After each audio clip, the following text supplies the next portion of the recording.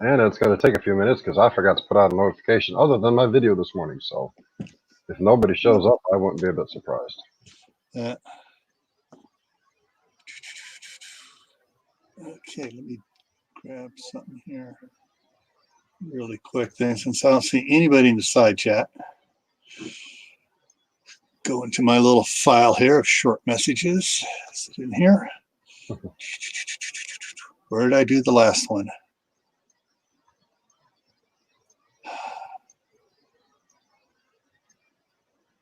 I have to create another folder. Wednesday, there it is. Here it is. I hear a blinking indicator. Yeah, Ron's here. Hey, Ron.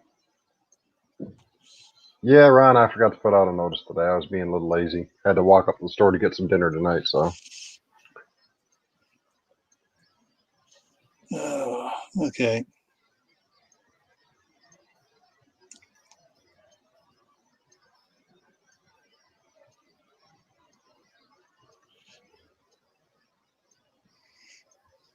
Dang, that's the old one.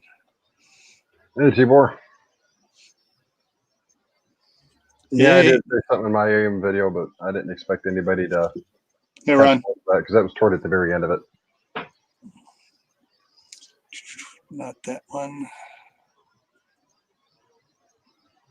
Here we go. Wednesday. This one.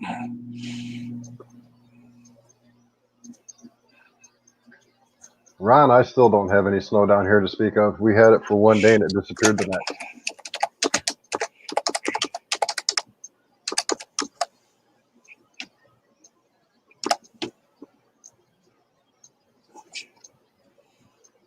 All right. Save that. Well, while we wait for people to show up, I'm going to go grab a quick cup of coffee. Okay, and I am working on getting a quick video blast out here.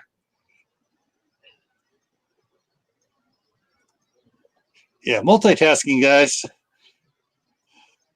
So we're going to be talking about winter preparations. Get your thoughts ready for it. Send that out. Save that. Close that. Close that.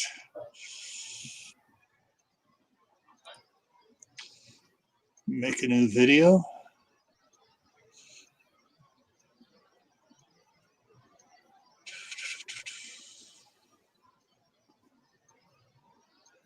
Upload. That's ready.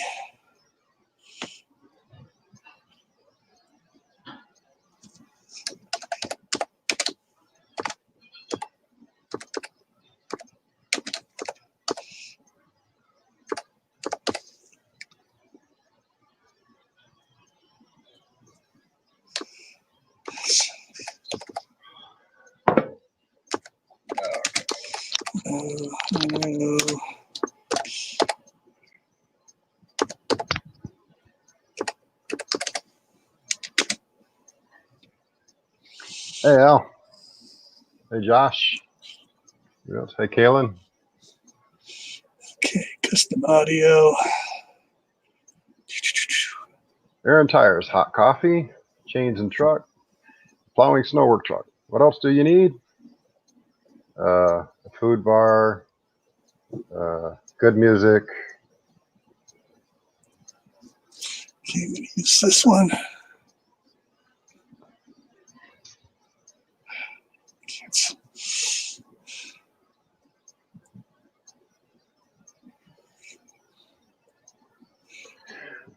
So while people get themselves straightened out there. Yeah. Hold on, I got to move something before the cat spills it on everything. She's still full of pea and vinegar, and no, she doesn't have any catnip. Anyhow, tonight basically I want to kind of go over, seeing as how it is that winter season, the stuff you would need that you don't normally think about. I mean, as a rule, we all think, we all need, flashlights and maybe some hand warmers. But I'm talking actually stuff that you keep in the house. A lot of us think of our bags and not everybody considers the stuff in their home. You know, some people have candles, but in the wintertime, regular wax candles are going to run out if you run out of power. And they emit a lot of smoke and carbon resin. If you go to somebody's house that burns candles a lot, and you look at their walls, you can actually see down their wall just streaks of the ash from the wick. And it can be pretty disgusting. Having worked property maintenance, I've seen a few. So that's kind of my thought process for tonight, is going over the stuff, you know, like maybe a camp stove. And I'm not talking, you know, the little hobo stoves or a little jet boil I've got. I'll see if I can't find a picture real quick and show it. But I have an old Army camp stove, and I got to try and find it.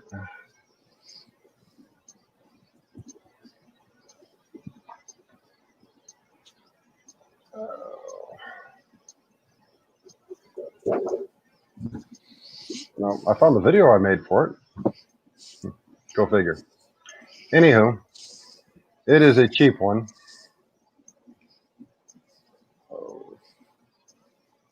No, I'm lying. I'll spend the next hour trying to find it. But it's, you know, the stuff like they use in World War II. It's a potbelly stove, and it's got a vent. It's 3-inch pipe, no dampener in it. But having something like that in your house as an emergency backup for heating, you know, you can set that, cook food. Hey, West Virginia Prepared Mind. Hi, Alish, French Files. Thank you guys for coming.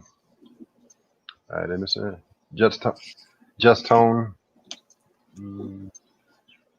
Hi, Michael. Josh, French Files. West Virginia Prepared Mind. Yeah. But having, you know, stuff like that, you can cook on it. You can actually use that to heat up rocks, to heat up individual rooms. An old Indian trick is to take and build a fire outside, a big fire, and throw rocks in it. Now, the right kind of rocks are river rocks. They can't be wet, and ideally should not have any cracks in them. They should be smooth. Throw them in the bottom of the fire, build a fire around it, let it burn for several hours, let them rocks get nice and warm. You put them under the bed, or, you know, if you're in a house, you put them on a sheet of metal on a couple bricks and let them radiate the heat.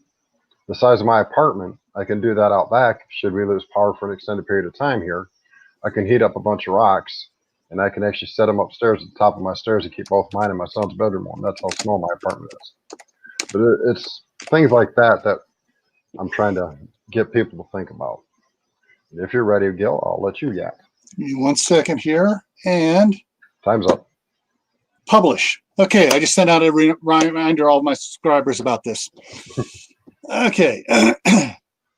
Yeah. I have a couple little stoves like that are, one is about this big and has looks like a paint can butane thing that goes in it. I actually have 3 burner old fashioned white gas Coleman stoves, and then a 2 burner. But the biggest thing I have in California is because every now and then a construction company will rip out the gas line and they got to shut off a whole neighborhood or several neighborhoods till they get fixed. I have an old gas stove that I've converted to run on propane that we use during the summertime, but we can still cook. It's on under a cover, one of those canopy 3-legged 10 by 20 tarp things with the legs and stuff on it under there, so we can cook on that in the wintertime if need be. So we got that outside. But the other thing I have is I got a couple of the Mr. Heater, those little heaters that go about this big around that go onto the propane tank, the big 5-gallon ones. Mm-hmm. I got a couple of those as well to heat up in case, you know, I need to heat up the house. And of course, all the rooms do have carbon monoxide detectors in them. So we're ever using that, where we know when to turn them off. The other thing that I've been doing, I've got it all set up out in the garage. I was going to film today, but I got stuck babysitting the grandkids. Is alcohol stoves and wax candle stoves. Now, the wax candle stoves, the problem with them, they put off a lot of soot and stuff. The alcohol ones burn nice and clean, and you can put them out, refill them, light them back up again real quick. Hey, Uncle Al. And so, yeah, there's for cooking wise, there's a lot of things you can do. And of course, I got the generator, and I got 3 hot plates. And besides the hot plates, I got 2 of those induction 1500-watt induction plates, where you can't put aluminum pans on it, but you put the cast iron pans to go on it, or you have the skillets to have that wafer in it to go on them. I got a couple of those as well. So, we can cook and heat for our winter. But the one thing that my wife has been really good at, she likes to make quilts. And so we have a lot of quilts packed away and stuff, and she has them for different seasons. So, she has Halloween quilts, she has Thanksgiving quilts, she has Christmas quilts, she even has Easter quilts. So we can pull those out to keep our beds nice, toasty warm. Okay, now I have another idea for people. What would you use to burn in said? Do you know how to make your own fire logs? A lot of people don't, so that's why I'm bringing it up. There's 2 different ways you can make a fire log. One is easy, one's more difficult, more time consuming. One is by getting what they call a paper log maker, and it's usually about 2.5 foot long. Some are red, some are black. They're older. And what you do is you take a newspaper, you stick it, and you start rolling it up. And you keep feeding it newspapers until you build a log about that big. It wraps it so tight that that log will actually burn for about 2 hours. A paper log that'll burn for about 2 hours. When I was a kid, that's what we actually used to heat sometimes in the wintertime. So we didn't want to waste the wood because it wasn't going to be that cold. Excuse me. So we'd use a couple of them paper logs to heat the house. And we had a pretty big house. Another way, also using newspaper, and this is great for people who get tons of paper flyers every week at their mailbox because their postal person doesn't care that they don't want them, and they just ditch them out in your yard anyway, is and if you look on YouTube, you can find videos of it, where they take and shred up the newspaper, throw it in a bucket, put water in it, and they just keep filling that bucket full of shredded newspaper. Then when it gets nearly full, they'll set another bucket on top to squash it and let it sit and drain. And as it drains, that newspaper hardens into a rock. And you want to talk something that'll burn hot for a long time. A piece about, I don't know, what are those buckets? 12 inches around at the bottom, about 4 inches thick, will burn for 5 hours in the open. And if you put it in a stove that's got a damper on it, you might, 2 of those you'll burn all night long. So that's 2 more options of a way to make a log out of paper. Like I said, there are videos on YouTube that'll explain it a lot better than I just did and give you true step-by-steps to do it. One of the variants we used to do on that one where you crank it up, we would get candles free, tons and tons of old candles and stuff. And so we would have a double boiler, and we'd heat it up, and we'd take a paintbrush. As you're rolling it up, smear some wax on it as it rolls up, and it'll squeeze some of the wax out. But if you're just painting a little bit as you're going, basically you got a Presto log, because you got the wax in there, which is going to burn longer. And yeah, usually we use those to start our fires. We put one of those in there, get it going, and then fire it up. Now there was a side comment back there. Was it? I'm trying to hang on. Let me scroll back here if I find it here. All right, Tibor was saying the Mr. Buddies are safe when using the green bottles only. We've had no problems using a 5-pounder with a flexible hose going to it, so long as it's still able to move and everything. And you have the ones that have the built-in oxygen carbon monoxide center on them. a sensor on them. That way they'll shut off if it gets you get carbon monoxide buildup. But yeah. So, but yeah, we did that. The other thing we used to do too was my dad had a hydraulic press he hooked up to run on pneumatics, and you were talking about putting the water, the shredded paper in water. Well, what we would do, we had a big thing of the wax and stuff. We dip the shredded paper in it, shake it out, put it in there, and press it down. And that's another way of making it. We also did that with using sawdust from the chainsaws. And so that sawdust isn't fine. It's pretty, coarse. And so you just, mix that up, put it in there, squeeze the excess wax out, scrape it up, put it back in the pot, heat it again. And we've also done the same thing with lint out of the dryer. Save up the lint out of the dryer all summer long, and we can make a couple of small starter bricks that'll go and start your logs going. Hang on a minute, I'll be right back. And Tibor, when I was a kid, the ones that we had seemed to work pretty good. I mean, we never really had an issue with BTU output.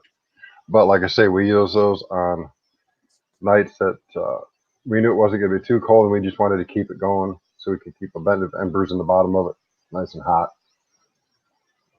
For really cold nights, we definitely used wood, but we never had a problem with one of those paper log rollers. Anybody got any questions out there at the moment? I'm having to watch on two separate monitors here so I can keep track of everything. Howdy, Bones. Sorry about that. The grandkids came up in the next room and were starting to make a bunch of noise. No problem.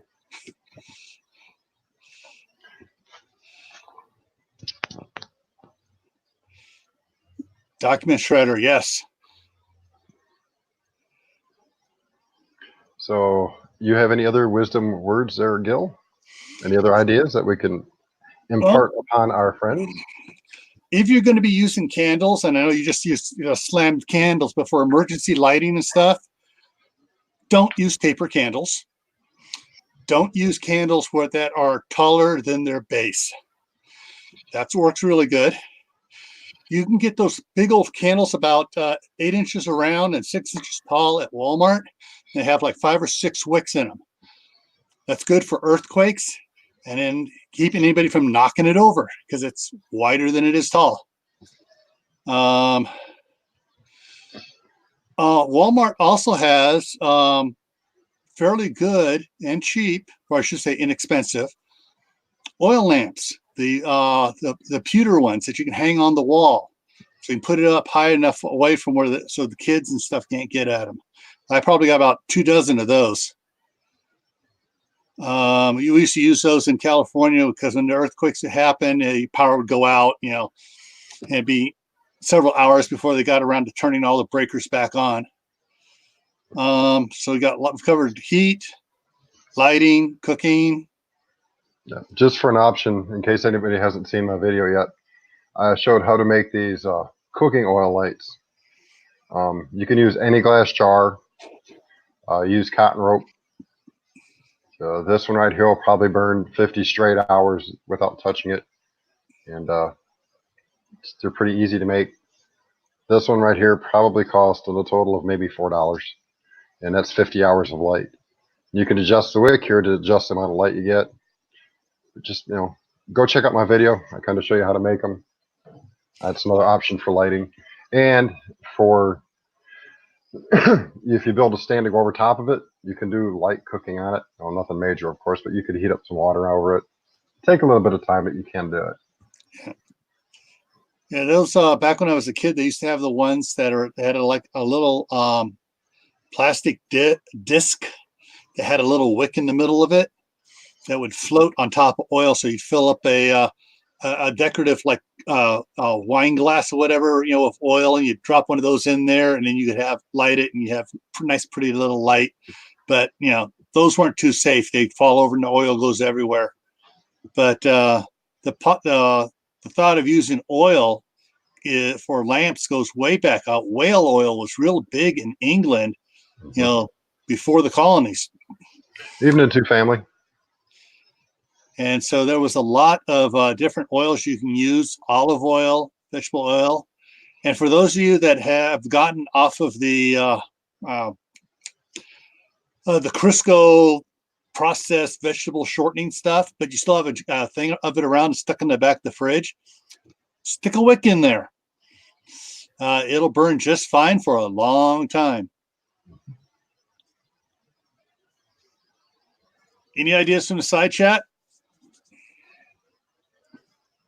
Well, I know Two Families probably got some good cooking videos up there. We'll have to go check her cooking videos to see if she's got any good wintertime food. She makes good food. Sorry. I like food. I'm talking about other stuff. Sorry. Yeah. Well, yeah, winter supply, winter prepping for also includes a little bit of what we were talking about on Monday. Vitamin D. What foods have vitamin D? Because you're all covered up, you're not getting sunlight, your body's not picking up as much vitamin D as it would normally during the summertime. And fatty fish was one of the things, cheeses, dairy products, eggs, and then we got beef liver. Of course, then the thing came up about beef liver. You don't want to buy commercially raised. If you have someone that knows someone processes his own cattle and stuff, you might pick up there. If you go hunting, elk and deer livers are a good source of vitamin D.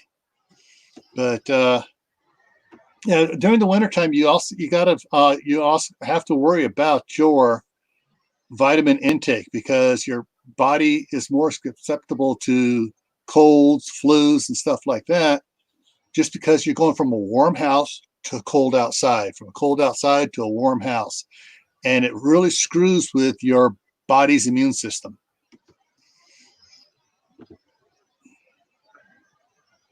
Yeah, well, as long as you don't let the puppy eat the food she cooks, I'll be there watching.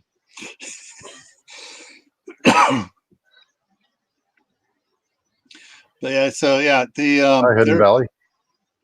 Hey, Scott. Yeah, Scott's my brother from another mother. We've both have a similar background. Both had some law enforcement, and both have been operating engineers. And I'm in southern Idaho, and he's moving to northern Idaho. Both getting out of California. And just yes, at the Dollar Tree, you can buy those emergency candles fairly cheap. And I know this sounds strange, make sure you check and see what kind of wax it is. Some of the emergency candles are very flaky, not very solid wax. They don't burn very well. They burn up really quick because the wax isn't very solid, doesn't congeal very well. Sometimes the more fragrant-scented ones, I guess is a better way of putting it, are actually a better wax. So just kind of stick your finger in the top of the wax and see what kind of little dent you can make with your fingernail. If it turns into flakes real fast, those are going to burn up really quick. If you push down, it's really hard, and all you do is kind of indent it, then that's a better wax. One of the things to look at getting for your winter preps is those little solar-powered battery chargers. The little,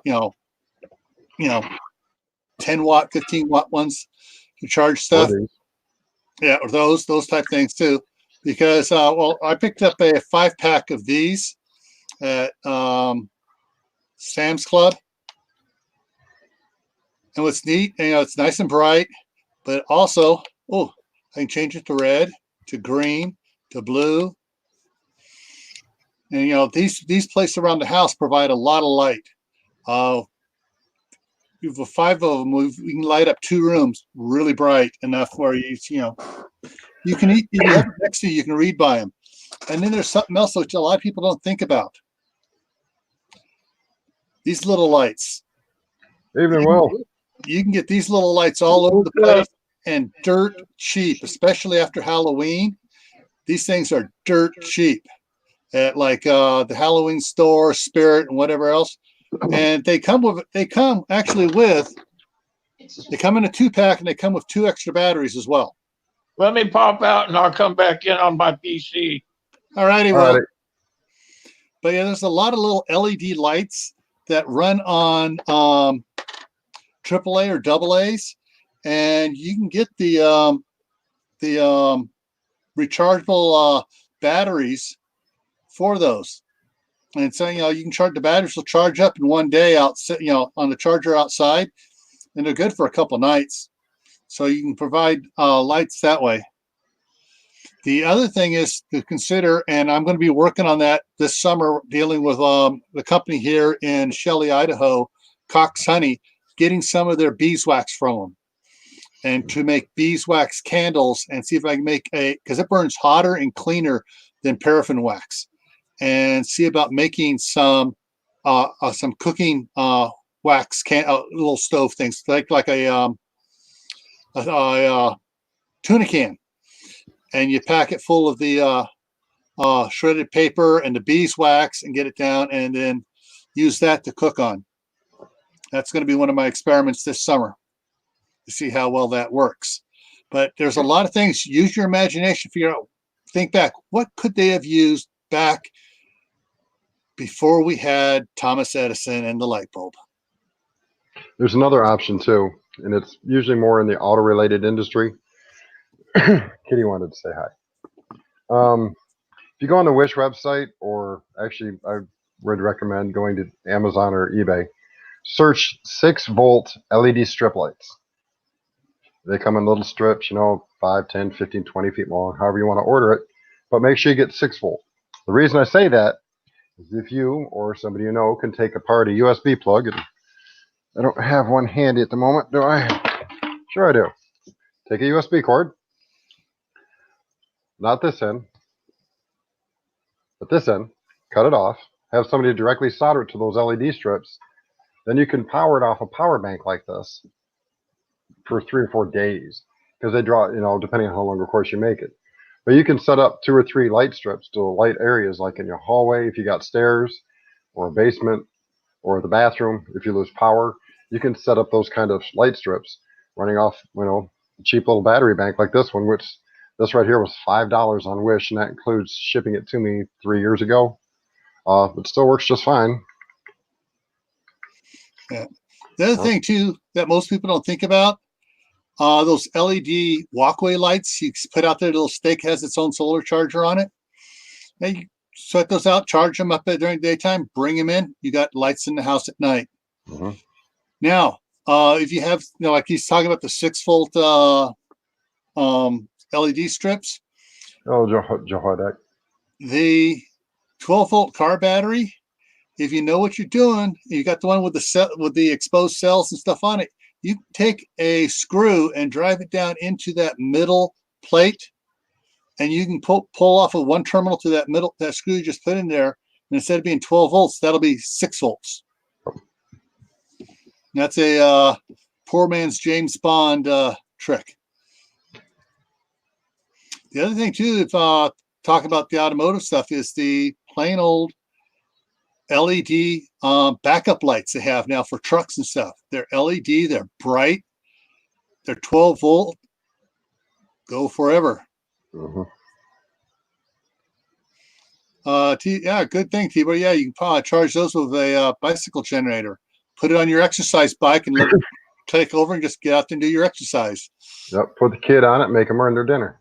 Oh, wait, did I say that out loud? Yeah, but there are plenty of ways that, if you think about it, to do a lighting hack. Now my father-in-law had a trailer that had 12-volt lights in it, but it also had propane lanterns in there that are permanently plumbed in to the tanks on the front of it. And so when they were out for a long time camping, they would just use those for the light. And Caleb brings up the battery Christmas lights. You can usually get those at the dollar store or at one of the other places too, at pretty cheap prices. I wouldn't buy them at Lowe's because you're going to spend $25, $30 for them at Lowe's or Home Depot, but you can get the cheaper battery powered ones at the Dollar Tree. And you've got several, for what you spend at Lowe's, you can buy several strips. and keep several areas lit up. Yeah.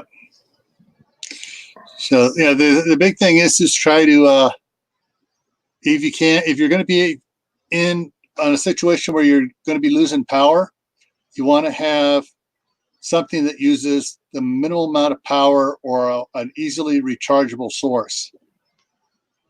Now, putting the loss of power and the loss of gas away, and you just want to lower your heating bill down, quilts over the windows. Added instantly, you lose a lot of heat out through your windows. I don't care if you got double pane or triple pane. You're still losing a lot of heat out through those windows. Put some quilts on the inside for at night. And even if you don't need to have the window open during the daytime, leave the quilts on it during the daytime. Help keep the house warm.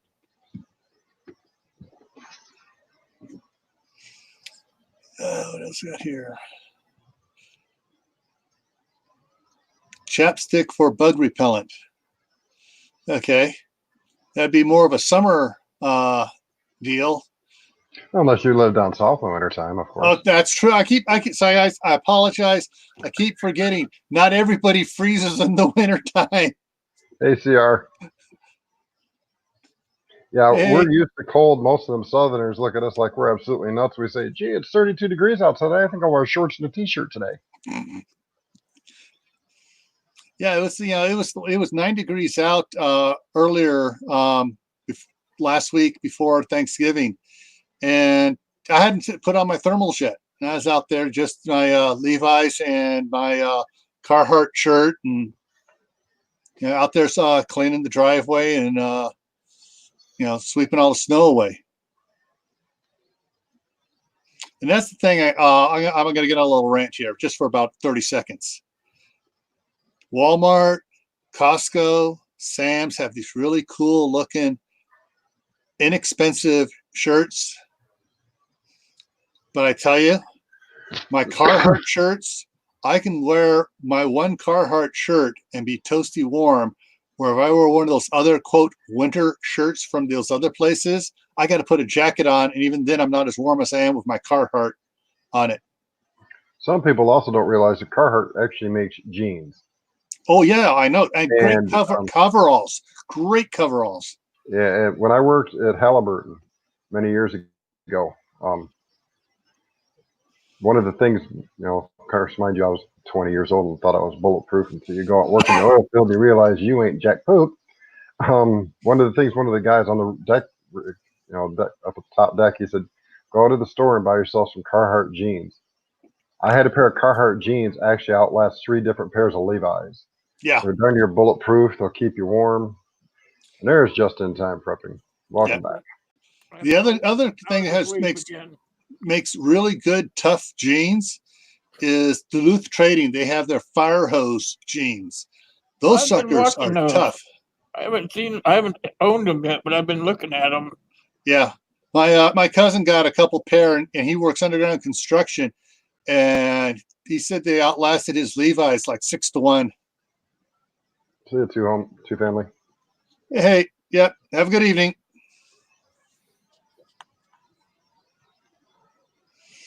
Yeah, I mean, when I was working underground construction back 25 years ago, I had a pair of Carhartt insulated bib coverall, zip up the side that I used to wear out there in the middle of winter. It's just ice is freezing on the equipment, and then I had the heavy duty Carhartt jacket with the zip off hood on it, and that had the zip off fur lining on it.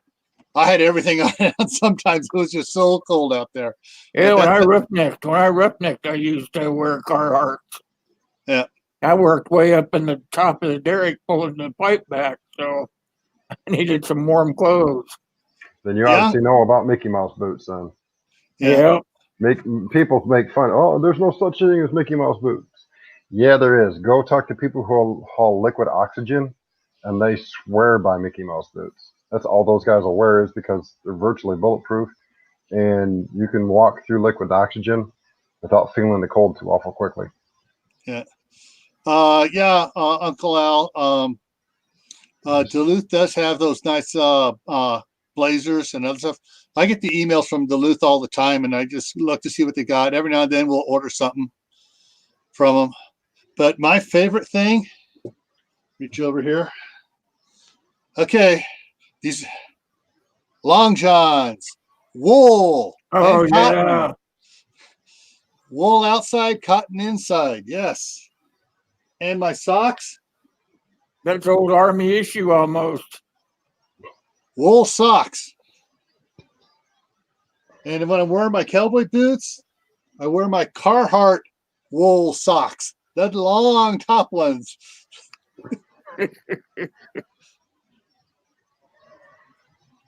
Wool gloves. They have these are really cool because, as you see, it's got no fingers on them, but pull this off the back and the little mitten comes up and over it. And now I got a mitten, all wool. Unfortunately, Dave has a problem with 100% wool. Yeah, me and wool don't get along. I turn into look like I got attacked by a pincushion. You must be allergic to wool. Yes, I am. Yeah. Very allergic to it. That sucks. Yes, it does. But just to, I was talking to Dave before we started Hey, the Team chat. Boar, how you doing? I see you down there. We there's a mantra out there that I hate with a passion, and that mantra is cotton kills. It's a BS lie. In 74, 75, I was living on the north rim of the Grand Canyon, and we do winter rescues. Every member of the team wore wool and cotton, no synthetics. Guess what the guys that we were rescuing were wearing? Synthetics. Yet the synthetic industry puts it out there. Oh, cotton kills. You need to get, our synthetic stuff. Don't believe it. After 41 years of, emergency preparedness training and winter survival, cotton does not kill. Yeah, polyester sucks in the cold weather. Yeah. Palmetto, to answer that question, I'm not sure what it is. And Al, yes, I do have some thin split.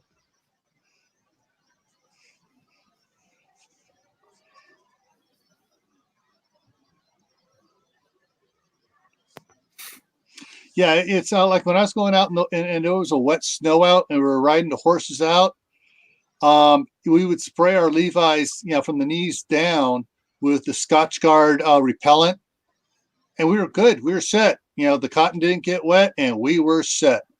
But thing is, though, you layer your clothes. I'm going to say it again: layer your clothes. That's what I was just getting ready to say. It's easier to have a bunch on because you can always take them off. But if you don't have them on, then you're gonna get cold.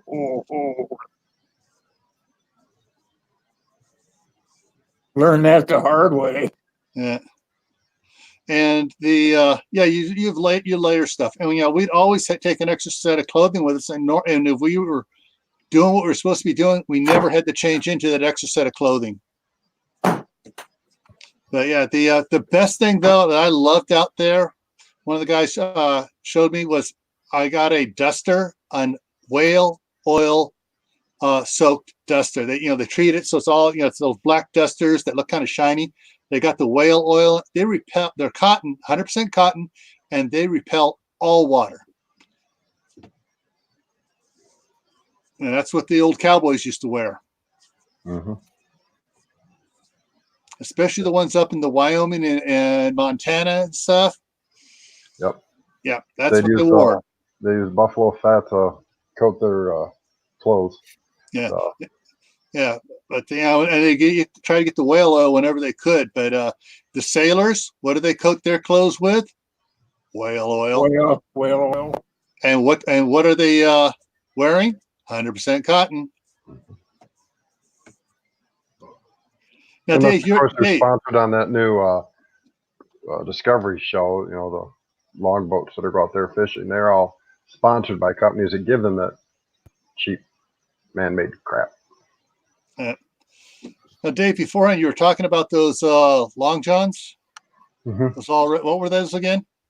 They're called Long Johns. They're made in St. John's, Michigan, and they are the red type. Those are the only Long Johns that I've actually ever owned, as far as cotton ones. Night, Bones. Good seeing you. All right, Bones, take it easy. All right, take it easy.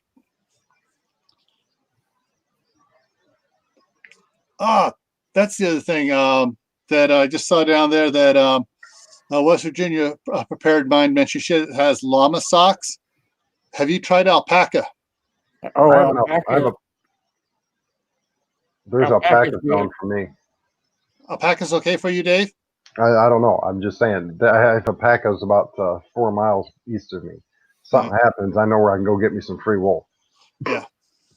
The Yeah, 'cause farmer might not appreciate it, but I'm Yeah. going to get some. Yeah, because the alpaca is a different type wool totally than sheep or even llama. It's closer to llama, but it's it's an entirely different type stuff.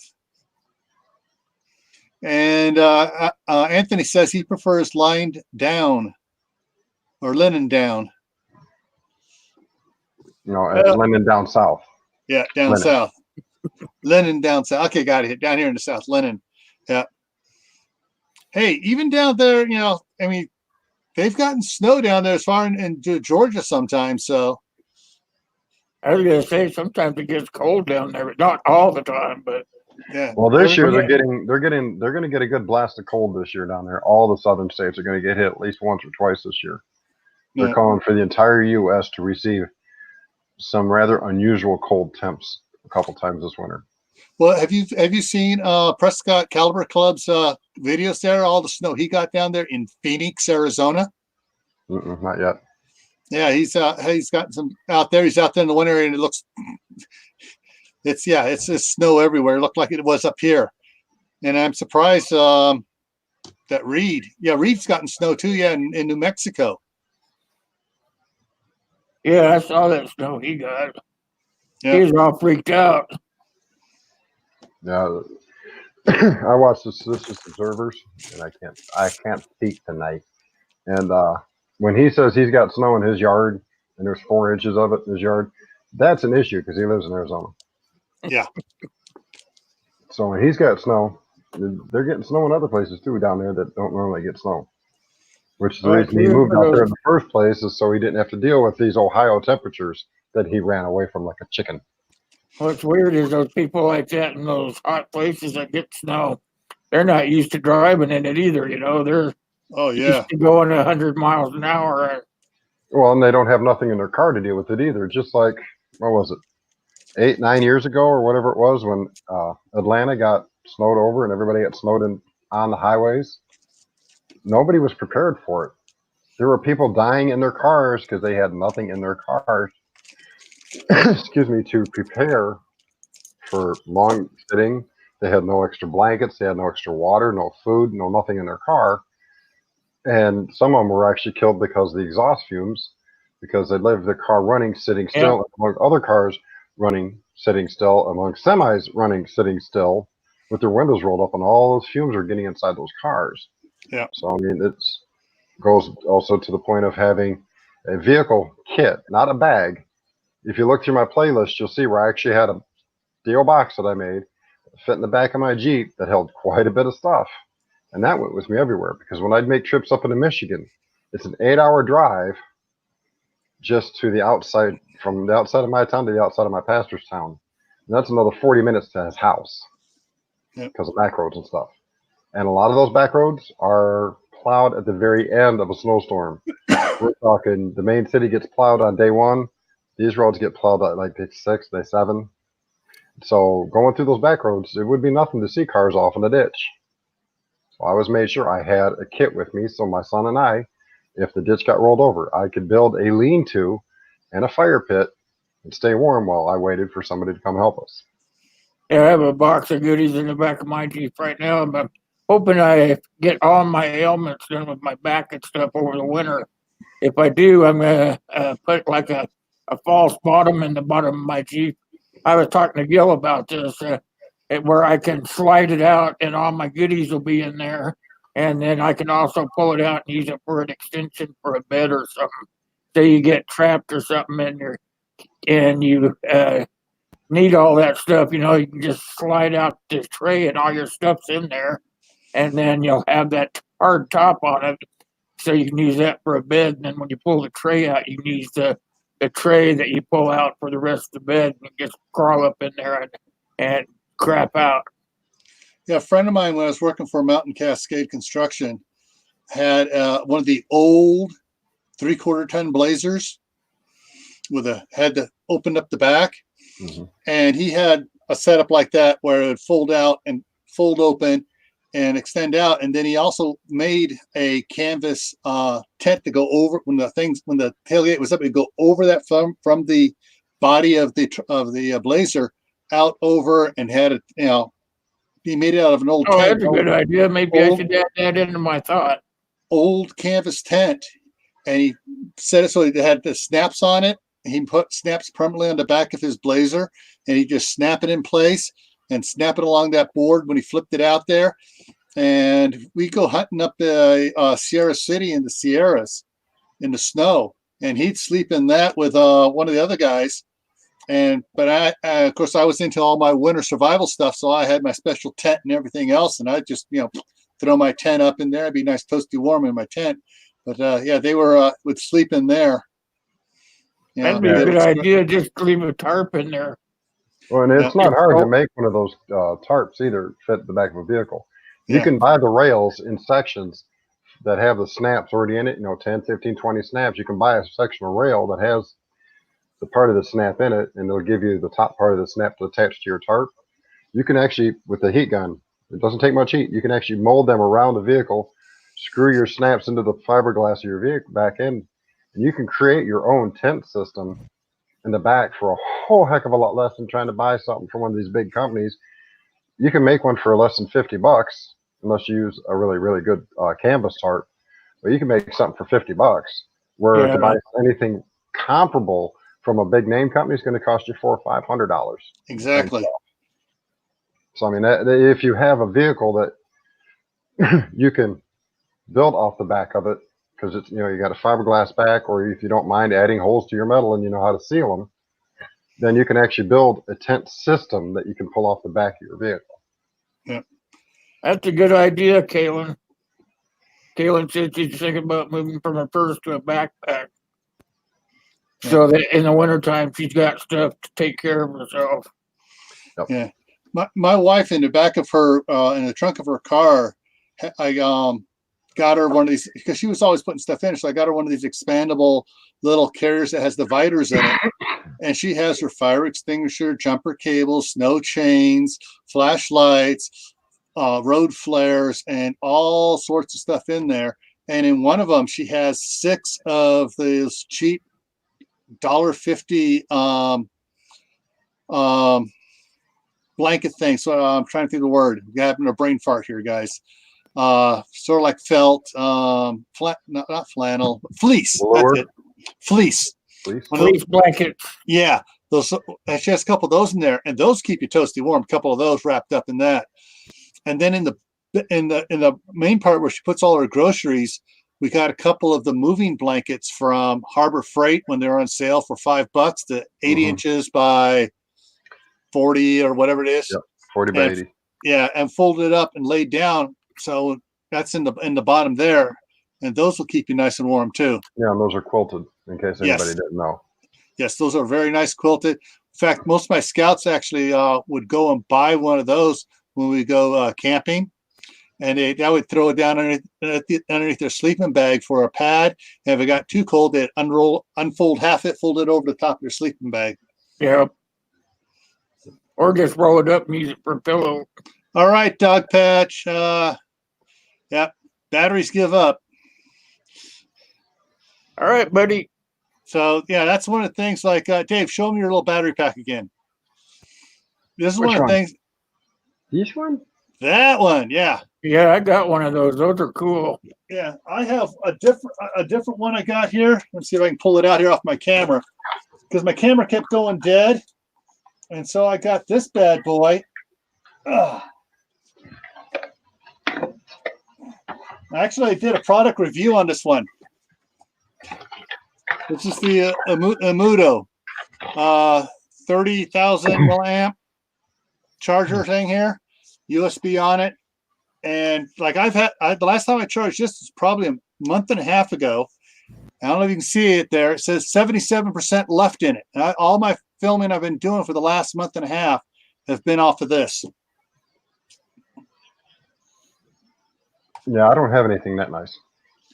I got it. Actually, I got it on when it was the price dropped on Amazon. I had it saved and I was watching it, and when the price took one of the 1-day dips like they do, snagged it. That's where your wish. I got mine off Amazon too, but it's not that nice. Yeah, that's where your Mine's got like 2 or 3 USB ports in it though. yeah, that minus Mine three runs off of solar or batteries, whatever you want to do with it. Yeah, but that's where you guys get your Amazon wish lists going. Check them daily, because it'll tell you if the price dropped from the time that when you put it in there and how much it dropped. The Tibor, it's hit and miss. Some of you can buy one cheap one and it's great. Like this cheap one I got for $5 off of Wish. I've had it 3 years, no issues with it. I've seen people go out and buy these nice expensive ones that'll cost you $80. And the second they start using it and charge it and start using it and charge it again, it quits or it swells up. Yeah. And I've actually got one of the ones I got from 4Patriots that has swelled up. So I'm not using it now. And Actually, it comes to how you take care of them too. A lot of people don't know how to take care of them. Right. Those batteries are very picky and finicky on how they're used. Yeah. But I'm very knowledgeable when it comes to rechargeable batteries. I've been using rechargeable batteries since the late 80s in RC cars, back when they were really, really resilient. And now they're not, they're robust now. They're just fragile. So you have to really be careful. So a good solar charger is hit and miss. I would look for ones in the $25 to $30 price range with at least one light on it and go from there. Hello, Pennsylvania Pepper. Yeah. Hey, Pennsylvania, how you doing? Hey, now that one I just showed you, I found the box for it. Are you one of them? Are you one of those hoarders? Mm-hmm. I just always keep my mom taught me, keep the box for a couple months before you throw it away. Yep. 3 years later, he still has the box.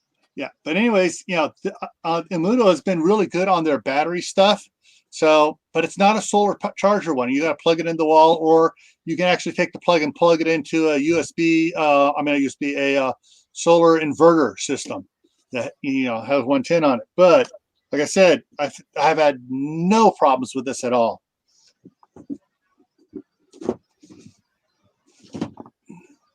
Don't mind me, my cat's trying to chew on my toes. Yeah. That's what I get for trying to save a kitten. Let me grab something here. Another item that I at least think is a good idea for your vehicles year round is something like this. Now, this is the one from 4Patriots. They're not the only ones that make this. There's several companies. It's a solar regenerated flashlight. It's got cutters. But having something like this for your house even is not a bad idea. That way you don't have to worry about it.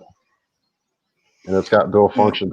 There's lights around the outside of the solar panel, and you got the main light at the top. It's relatively bright, but having something like that, primarily for wintertime, because if you go off in the ditch, there's a good chance you're not going to get your door open. And if you ain't got something like that, maybe one of these little glass breaker things like this. And these are, what was it, $5 or $10 for 5? I think I found them on Amazon. Buy a pack of 5 and give one to everybody that has a car and have them keep it in their car. Yeah. Because if you go in the ditch in wintertime, you have no way to break a window and you need to get out of the car for fire or whatever reason, something like this could save your life. Yeah, some real cool things like that. And even, what's other thing, a thing I've been, we've been using for 40 years. It's a machinist tool. It's a spring loaded punch. For like you're going to drill a piece of steel, you just kind of push on it and it goes, as you push down on it, it springs up and it pops and it'll shatter a window just like that. One of the other cool things I've I do all the time, and I give these away constantly. I'll get the ad for Harbor Freight for picking up that free flat. You buy something, you get the little free flashlight, the LED lights. These suckers are so cool. They take 3 AAA batteries, last forever. It has the light on the end, and then it has the massive light. These things, if you get the coupon, you pick these up and they're free. They're always going on free at least once a month. Mhm. And we have these all over the house. It's got a magnet on the back and a little hook. And what's neat about that hook, I can just hook it on my shirt button and I can light up either straight down or in front of me, hands free. So that's another thing, not only for winter, but summertime too. That is something, for a flashlight, just get a couple dozen of those over the year. You're good. And if your batteries go dead on it, this is my favorite thing right now. From pick it up that they've had it both at Sam's and not Home Depot, Costco. It's this little kit here, like this.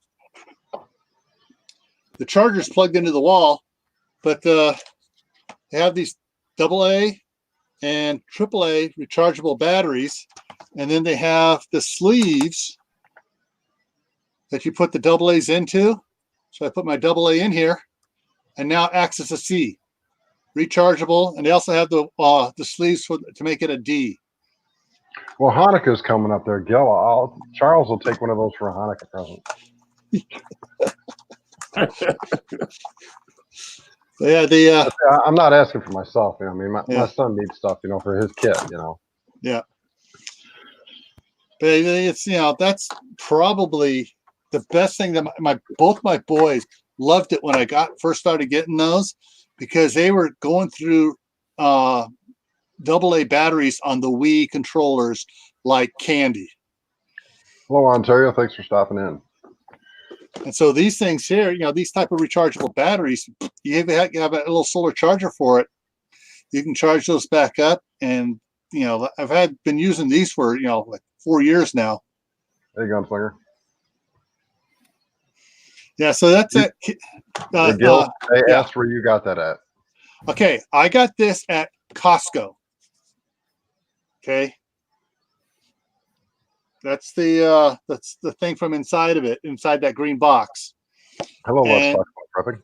And you can get check. I got like a whole bunch of the extra batteries here off of Amazon. I found I had several of the different packs, the 10 packs or so set aside, and when the price dropped on one of them, snatch it up. Charger So, has any an questions? analyzer. No, I don't think so. Hang on a second. Sorry, guys. I was sharing the stream out. No problem.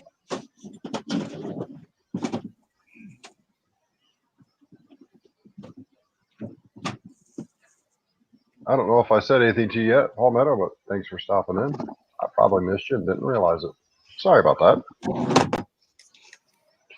Hey, Brass, welcome. Okay, now this set is made by Panasonic, and this is the charger that came in it. It also has the USB on the side, but I don't see anything about an analyzer here on it. Hey, Tyler, I didn't see you out there.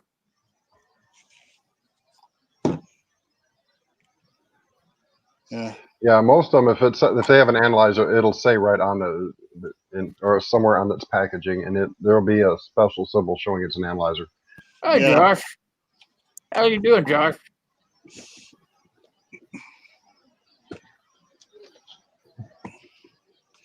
yeah. So I mean, there's a bunch of little things you can do. One step at a time. Get something here, pick up something there. Just keep it in your mind. One of the things I carry with me all the time, a little notebook. I think of something, I write it down. Yeah.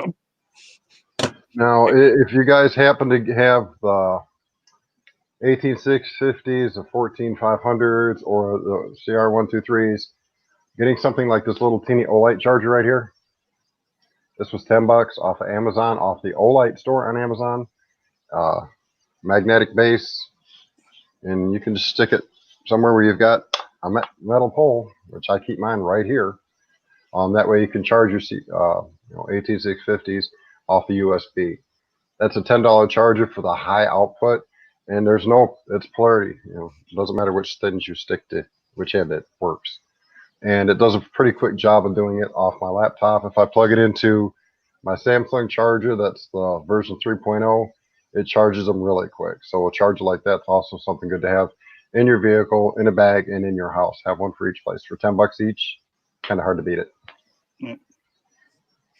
And something else you should always have around with you, however you want, whatever you want to do with it, a water bottle. Wintertime, you'd not believe the number of people that dehydrate themselves in wintertime because it's not cold. They're not thinking they're thirsty. They just go on and they're actually sweating out through their, because all the layers they have on, and they dehydrate. Even if you drink your water, you still need that bottle. Say you're in a spot where you're climbing out in the snow or something, you can fill your bottle up with snow and let it melt so you got water later. Yeah.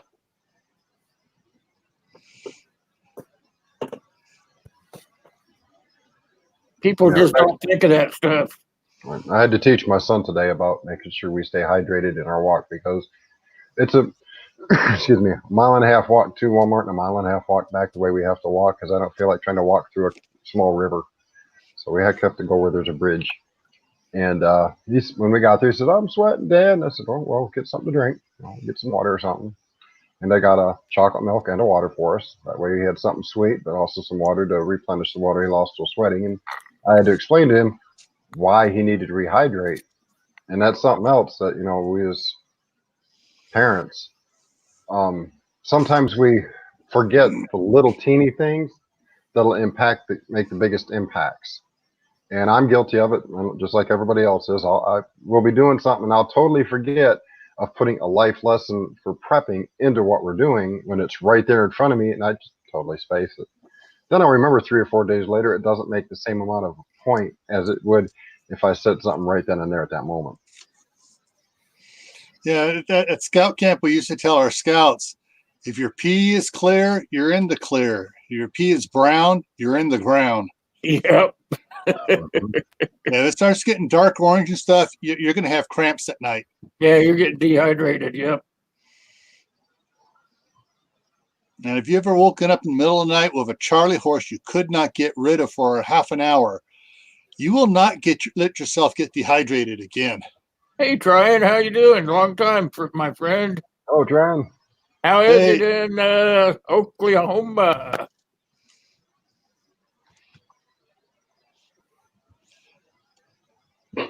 Yeah, Tibor, that's true. You can't.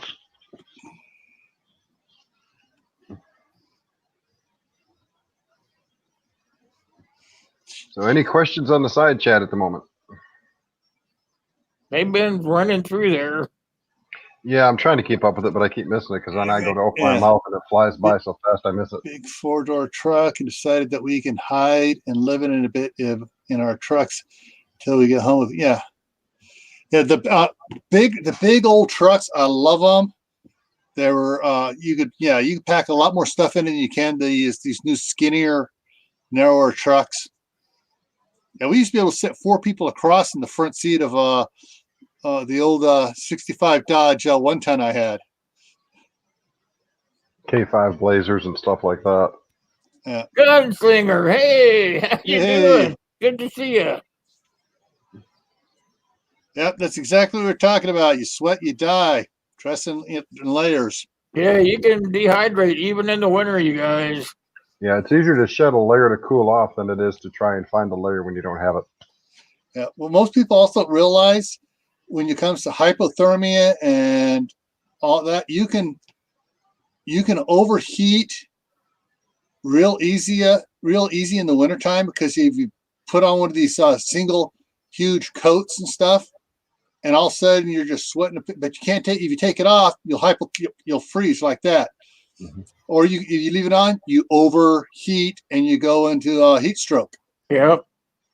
And in the summertime, I've seen guys, construction workers in the summertime, working in the ditch, sweating, stand up in the cool breeze. Next thing you know, they're just shivering because they've all that sweat and the breeze is just, in the summer takes them down into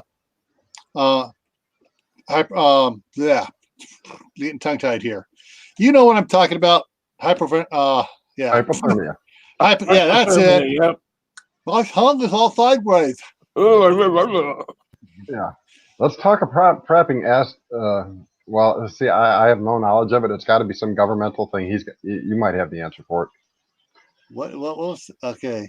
What's the average airspeed velocity of an unladen European swallow? I have no idea. That's got to be some government thing.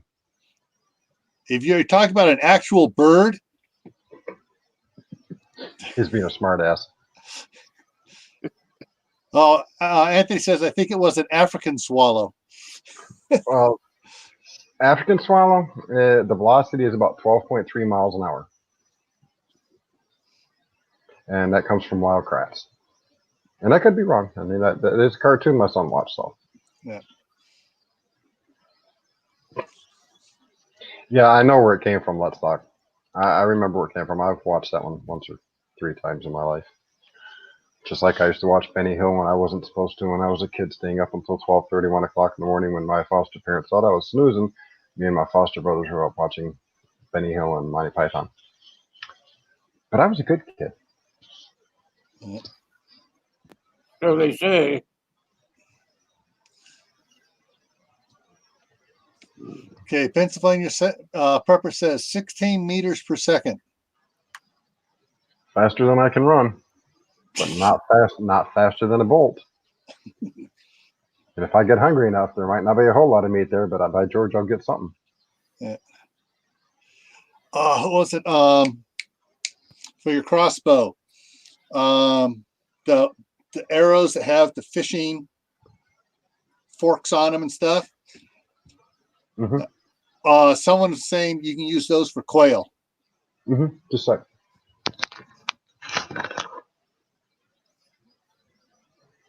Yeah, hand warmers are cheap, West Virginia.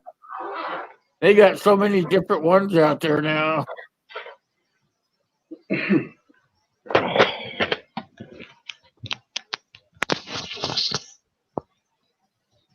No, Alicia, I did not watch The Ghoul.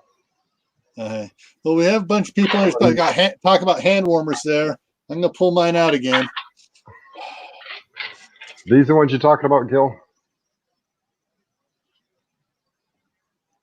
No, it's a little bit different. It looks, you have your center one, but you have these prongs that come off on the side. Basically, it looks like a shoot. So your center one comes down, and then it comes off over and down, and off over and down, and off over and down. That when you shoot in the water, if you're near the fish, you're going to hook it.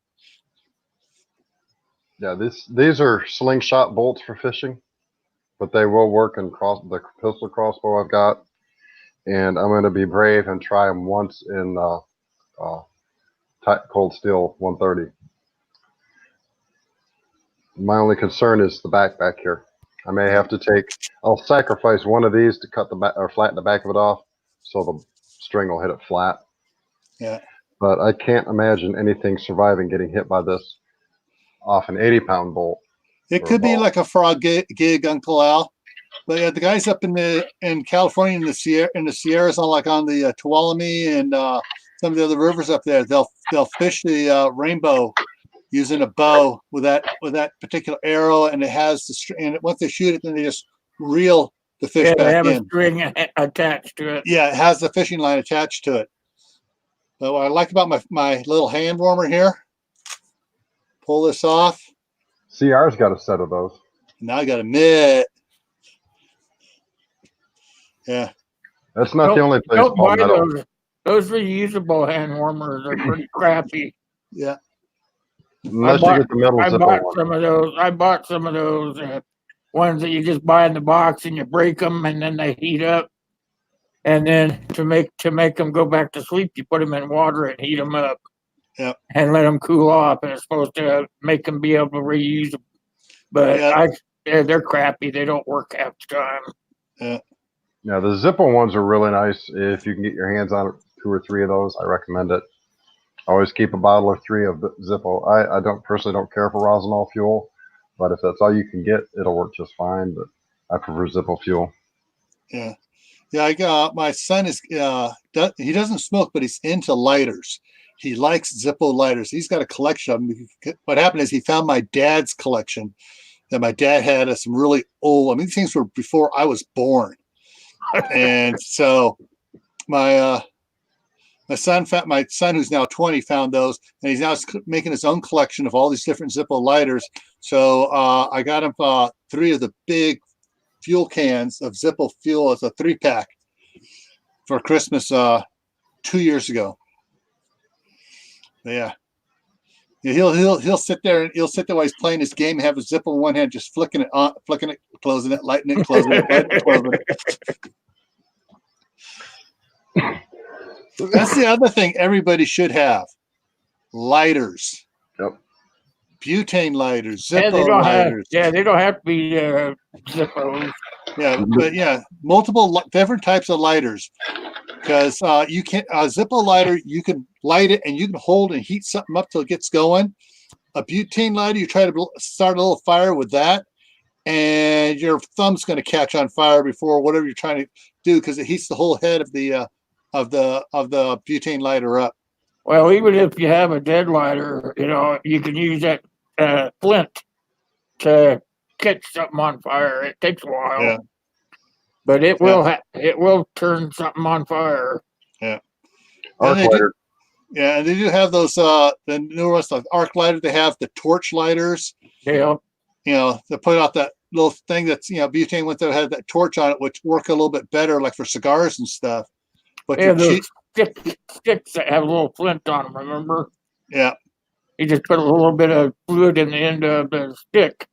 Yeah. And you Ontario Homestead, if you ever need help figuring out the options for uploading to YouTube, go to my About page, hit me up via email, and you and I will go over a private chat here, and I can help you get your settings however you want to get them set to. So don't hesitate to ask. That goes for anybody. If you have any questions on uploading, how to do a video thing, if you need ideas how to edit your videos, hit me up in my About section. I can help you out with those. Yeah, Tibor, on my one wish list I have in there, I got all the Zippo products, the leak-proof canisters, the little small ones, the bigger ones, the monster-sized ones. I got a couple of the small ones just to go with on my giveaway. I got those forever matches. Here you go. Here you go. Zippo lighter fluid. Here you go, Joe. Yeah, the ferro rods. Yeah, those are great. This is my little one. I have the beast. Yeah. This is from Purifier Tactical. It's his folder, and it stays with my knife, which goes with me everywhere. If I go in a vehicle, this goes with me. I got a flashlight. I got a fire starter. I got a knife. I got tinder. I got it's like this 15 foot of paracord there, and I got 30 foot of paracord there. I just made. It's got a ferro rod here, and then the strikers on the back. Yep. It's like those knives I'm giving away in my thing that has the little ferro rod on it and the notch on the back by the hilt for the ferro rod to strike on. I mean, those are $4 on Amazon right now. All right, West Virginia. Take care. Be safe. Get feeling better. Okay. See you, West Virginia. Yeah, take care. Sorry, Gil. Yeah. So there's a lot of options out there. You just got to find the one that works best for you and your family. There is a lot of a lot of stuff out there. Will was showing the little small ferro rod and the big monster one. One of these trying? Is this what you're talking about? And then I was looking on Amazon and I found everything from 1/4 inch up to 1 inch diameter ferro rods. Mm-hmm. I just got to figure out which one I want to make for my each of the members of my family. Yeah, when you do get a ferro rod, though, there are different hardnesses to ferro rods. Some are better than others. Your harder ones are going to last a long time, but are harder to get the spark off. Your softer ones are going to throw 3,000-degree sparks like it's going out of style. So, Yeah. kind of, I'd buy one and check it out before buying a bunch. Yeah. You got to realize something. What is your ferro rod going to be used for? Is it just for an emergency situation that's short term? You probably want the one that throws out a ton of, sparks, like, going out of style. But if you're going to need something where you're going to last for, you're going to be out there making fires for a year and a half, you're going to want the heavier duty one. Like the beast. Yeah. And just make sure you got a good knife to strike it with. Yeah. Or a striking tool. They make striking tools specifically for it so you don't damage your knife. If you want to get a good one, go to Mad Dog Survival, and I know where I'll get a link for it real quick because I've actually got it saved on eBay. But get one of his. It's got a oh, doggone it, can't think. Ceramic, that's it. Ceramic. The ceramic striker. Yep. And if you do, just let him know that I sent you over to get it. Here comes the link. All right, Elish, take care. There's a link. Go over there and get one from Mad Dog Survival over in Europe. So it'll take you a few extra minutes to get it. Excuse me, but that helps out a fellow YouTuber. And I plan on getting one of those myself at the first of the year. Just can't do it this month. Oh, yeah, an interesting point put up by Anthony at Palmetto Prepared. Ferro rods need to be repainted so they don't oxidize. He uses his wife's clear nail polish on his. Yeah, you have to coat them. Yeah. All right, Pennsylvania Pepper. Take care. Thanks for stopping in. That's like this one here I have. It's never been used, so I would never use it just to show it off because I don't want to have to put that little thing as paint on there again. Mm-hmm. My beast, I keep it in there and I don't really coat it because it just sits in there when I'm not outside. So Yes, he does, Josh. Yes, he does. Yeah, Brastard says the old Bic lighters, the little cheapy ones, once they run out of fuel, they still give off a spark. that's right. That's what I was saying earlier. Yeah, so even if they don't have fuel in them, they're still good for spark. Yeah, you just peel off that little metal shroud around it, so you can get it up closer to your tinder. Night, Josh. Night, Josh.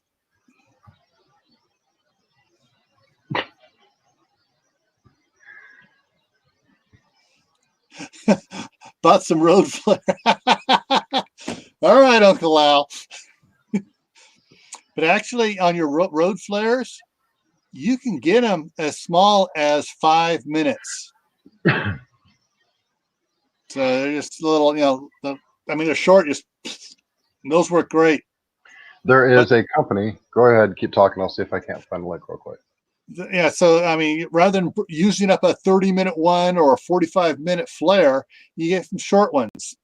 Do it, Tyler. Do it, Tyler. I want you to see it done with a road flare. Should have worked perfectly. Road flare rock. Still here, but I got to get more work done. Listening. Okay. Oh, I think I got rid of it. Hold on. Yeah, there's on the roads are fires. Yeah. If you look at anything with the National Forest Service and most state forest services, when they're doing their back burns, road flares, put it on a stick that holds it, light it, and go and light it. But yeah, so the flare where you'll start just about anything on fire. Oh, you're going old school there, Anthony, huh? Like to start road flares and throw them at Tyrannosaurus Rexes. Well, if you throw enough at them, you can cook them.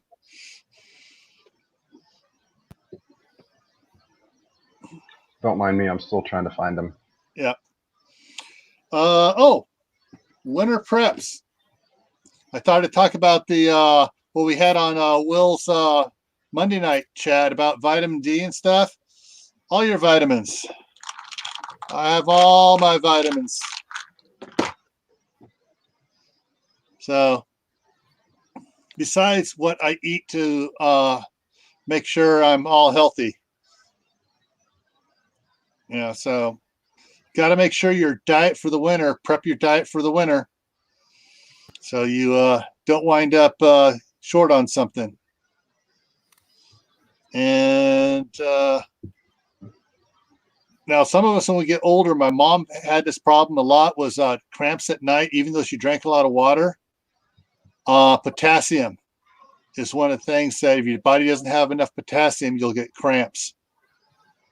I get cramps in the bottom of my feet. Yeah.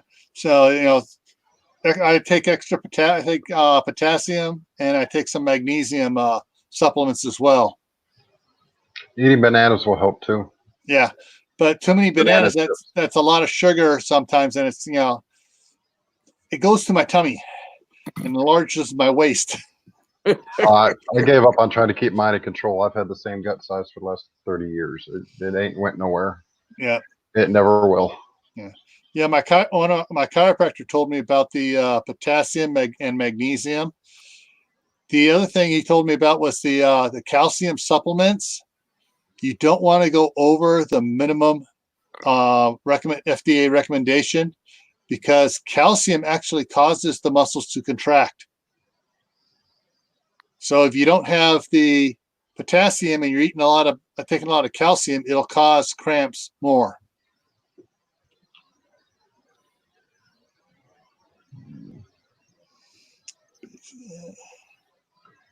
It's a device that they used to have what they call bear bangers. It's a handheld device, and you can get them up in Canada. Can't get them down here in the States no more. Is Lori still here? No, I think she left. Doggone it. Yeah, she can get it.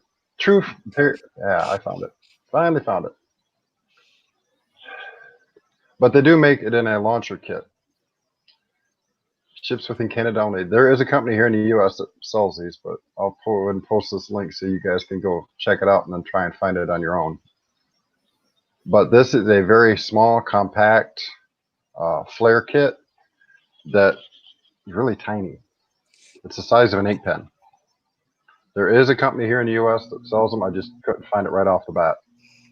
Let's see, I'm going to do a little check here. Something.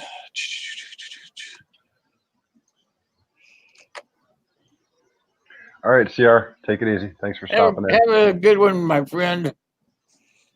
Night, CR. Okay. Breastard, I looked that up, that snake broom witch's plant. And yeah, it's all over here it's also, it's also called snakeweed, or just witch's broom. Yeah. Have to have you bag some of that up and send it here. I'll give it a test. That looks interesting. I'll have to look to see if it's around here. Yeah, it's wildflower.org talks about it. And it's also called a kindling weed.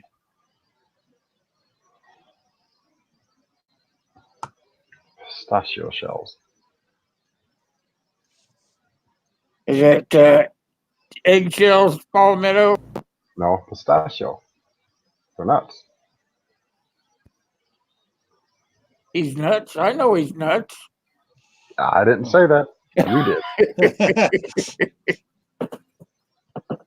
Yeah, I was this guy down here.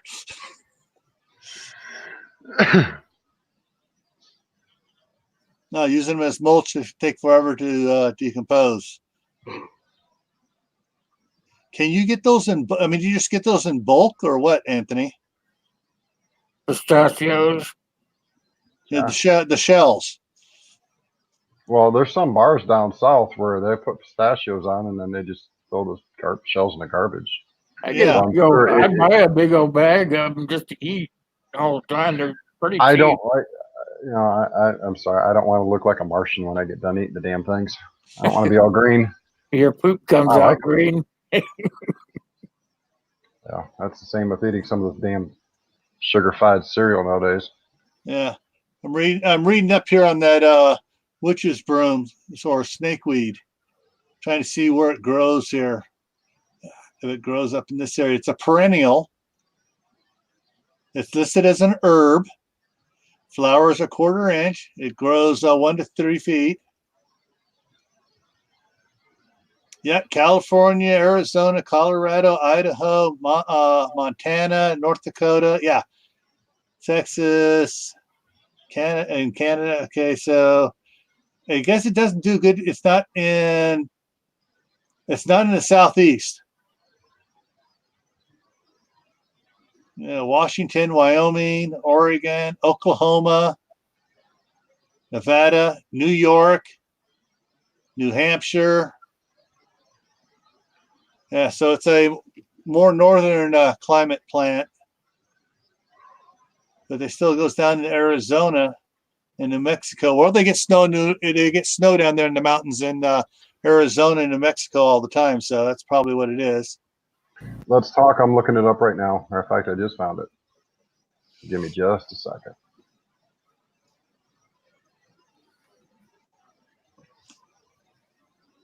And here it comes.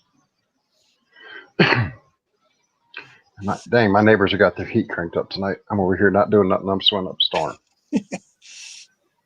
I swear, one of them's got it cranked to 90, and I think the other one's at 120. So you just turn your heater off in the wintertime then? I leave mine set at 68, just on the off chance that one of them decides not to be home that night, and I keep my downstairs warm. Yeah. That's no problem. I'm pretty quick. If I can catch somebody asking, I'll try to get it up there. That's a good idea, Brestard. A lot of old dirt bike engine covers were made of magnesium. Fire starter. Yeah, Very could possible. be. Yep. But I think they're actually mixed with something, so I don't think Yeah. it's pure magnesium. So Right. it might Probably take a has little bit aluminum. more. It might take a little bit more material to get it to wire. Yeah, but if you can pick those up for free.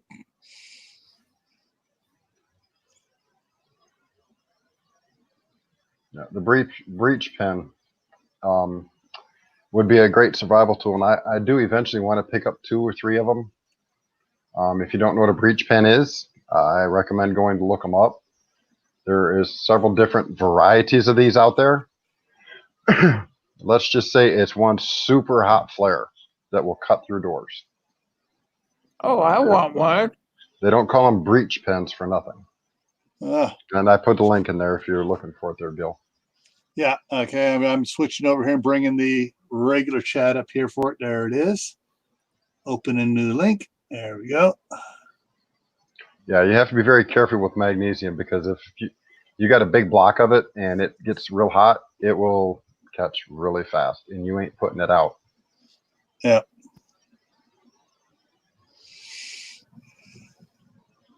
Yeah, it's just like, there's another metal too that's highly flammable, and I can't think of what it is right off the top of my head.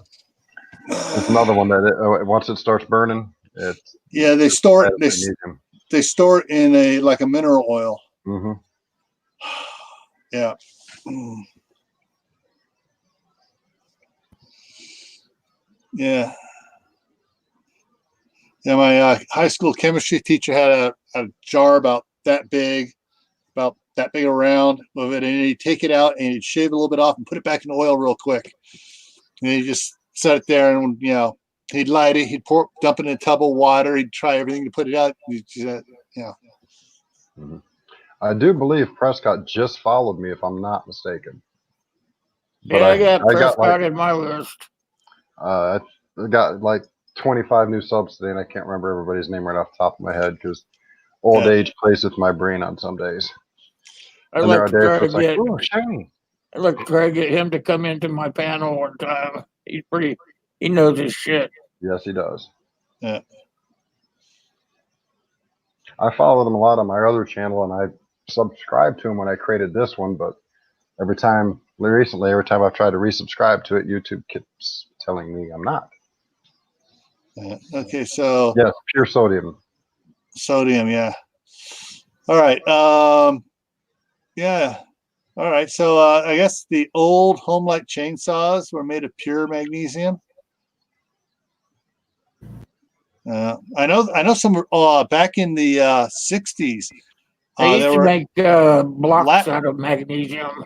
they used to make ladders, Mhm. lightweight ladders out of magnesium. Because it's nice and lightweight, and if it's machined properly, it's extremely durable. You know? Yeah. Like right there, it's who said it? Dragster parts.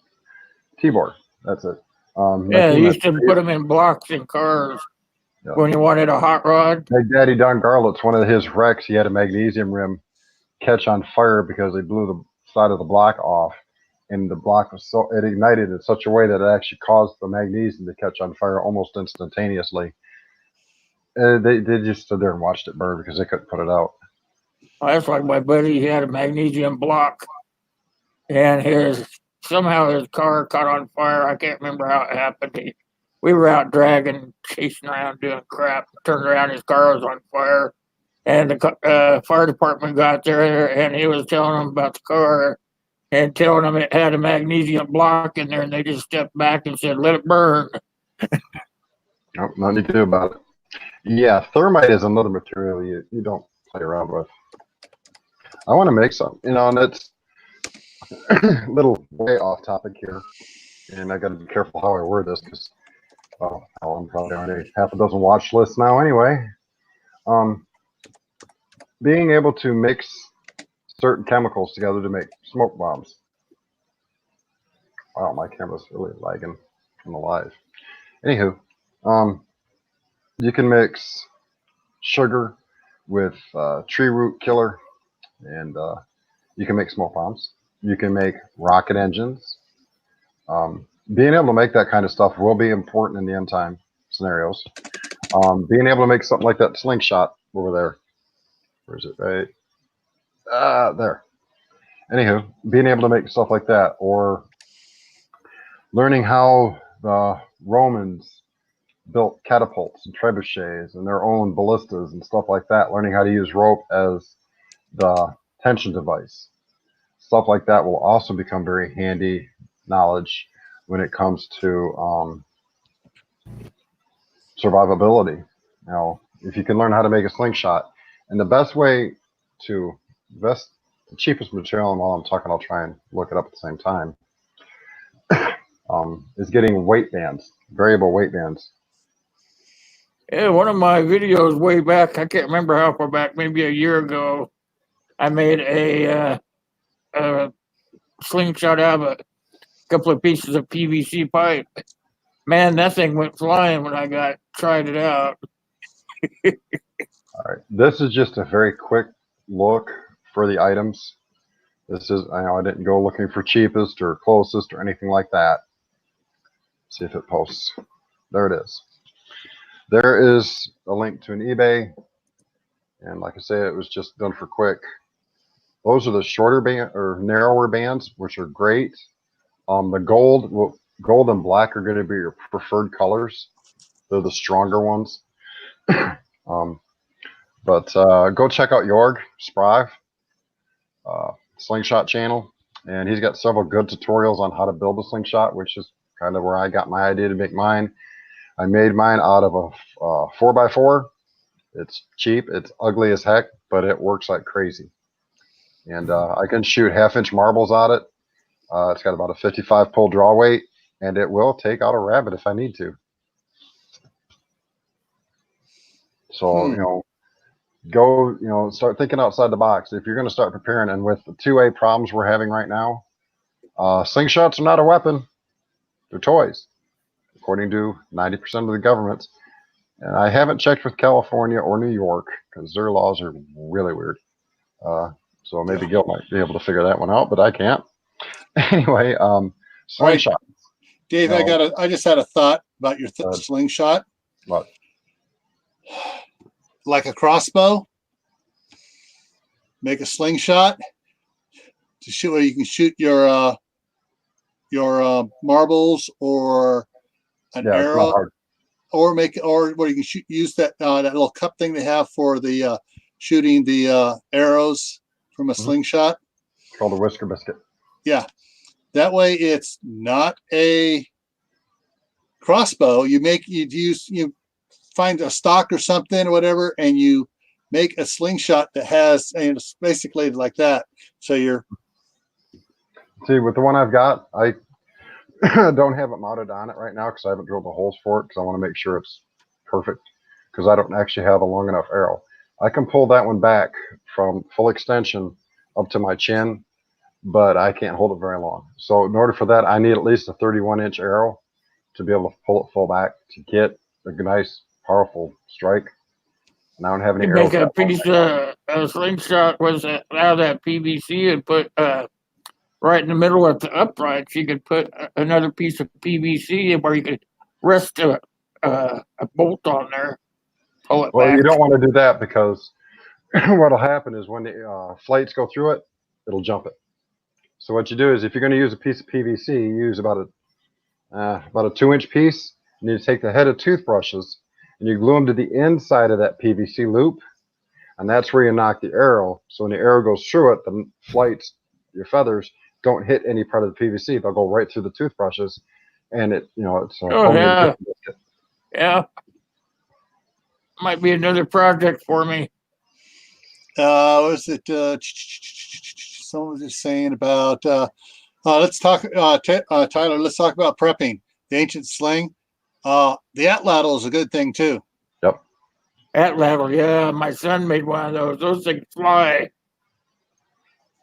He made his in shop.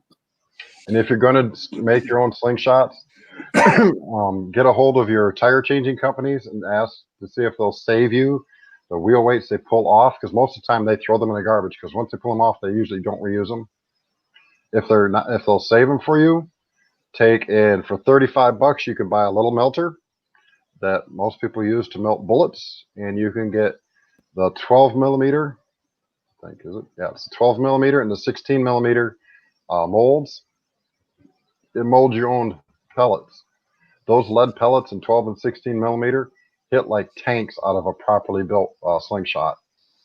You can also check with maintenance companies with replacing ball bearing, pillar block ball bearings and stuff. Mm-hmm.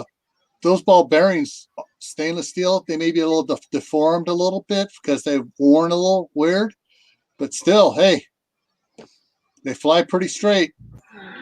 Sorry,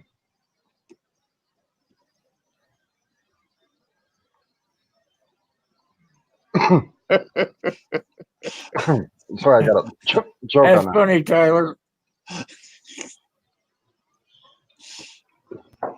Okay. Now, a friend of mine was working security down in Oakland, California, for when they had we're having all the, I'm not going to say it, something matters riots down there. Mm-hmm. And he had a paintball gun, and he froze, made ice paint, made ice, ammo for it. And then he had a little bag he kept, of dry ice in it to keep them frozen. And yeah, they used those when people started break the windows and start to come in the store. They just open up on them. Mm-hmm. No evidence. Yeah, it leaves one hell of a welt. Yeah.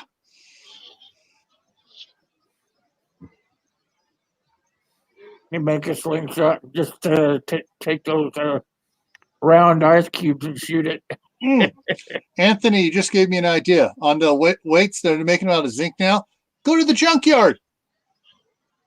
Pick all, go through and just, or any place they dump cars and stuff, the old, ones where they don't really recycle them and stuff. Strip all the weights off the tires out there. Yes, Kaylin, they do. I've been watching Survival Lily for years.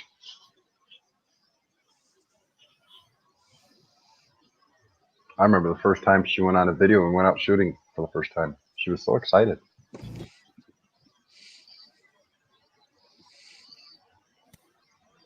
Yeah, unfortunately, Brass, a lot of people misuse weapons like that. I mean, they're created for fun. If a skilled person with a slingshot, they can take a human out no problem. All you gotta do is hit somebody right in the temple with the right size and with the right bands on it. I mean, Okay. some of the ones that Jorg builds, they make mine look like a kid's toy. Mine's not a toy in any way, shape, or form. The ones you buy at Walmart, those are toys. The one I made is not a toy. The one he makes mine look like a toy. Um, yeah, he's using gold bands on his. Mine's an orange. He's using gold. His are twice as strong as mine. So if he made his belt, or he used the same width that I used out of gold, it would be closer to 100-pound draw, because I used a full 5-inch wide and they're only 10 inches long. And Charles can't even pull it back. I mean, and I have all I can do to get it back this far, and I'm shaking. So, I mean, if I'm going to use it, it's pull and release. Yeah. Okay, Well, guys, I've had enough. okay. Go back to bed. All right. right, Well, well, night. have a good night. Thanks for having me. No problem. All right. Uncle Al, War Dart. What are you talking about?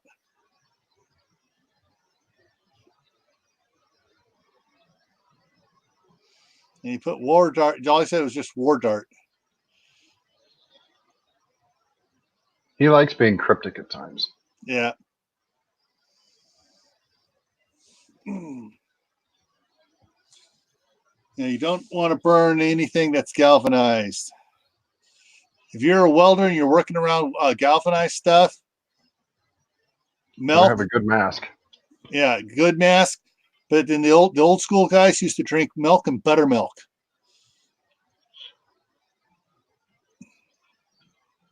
Old weapon, 12th century Japan. Okay. Well, anything coming out of Japan, the only thing I want out of Japan is a new one of these. That's the only thing I want out of Japan is a new one. I love my katanas. I've trained with them. I laugh at people who try to use them and don't know how to properly use them. I just laugh. Yeah. Two hands. Sai is an awesome weapon. It's a nice up close, and a person properly trained with sais can disarm somebody with a sword.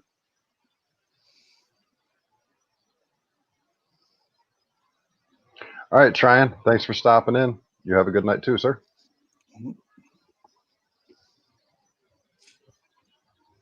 All right. There was something else I was thinking of, and I just lost it again. Brain fart. Looking at all my stuff over here, trying to see if something would jog my memory. Yes, Caitlin, that's one of the few spots that if you know what you're doing, you can punch somebody with the right way, and they'll bleed internally. Oh, on your slingshot, besides hitting a person in the temple, Adam's apple. Pop that Adam's apple and they'll drown in their own blood in 30 seconds. Yep. Ontario Homestead, I am no longer capable of dueling with anybody. Because I seriously, if it comes to my life depending on it, I'll use my katana. To duel, with the nerve problems I have in my hand, and there are times when I can't tell if I'm hanging on something, I'd actually be afraid, and even in practicing with a set of, the fake ones. It's right there. I can't think of the name of it right now. I'd be afraid of it slipping out of my hand and hurting somebody else or myself. That's why if I do it, I go out in the woods and I find a nice tree and I beat on that tree for a while and practice, but I don't do person to person anymore because I'm afraid that if my hands, the nerves decide to say, hey, we're working, and they're actually not, and it goes flying, it would hurt somebody.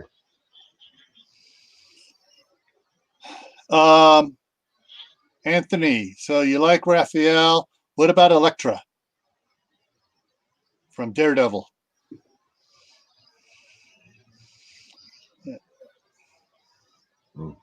That had to hurt Ras.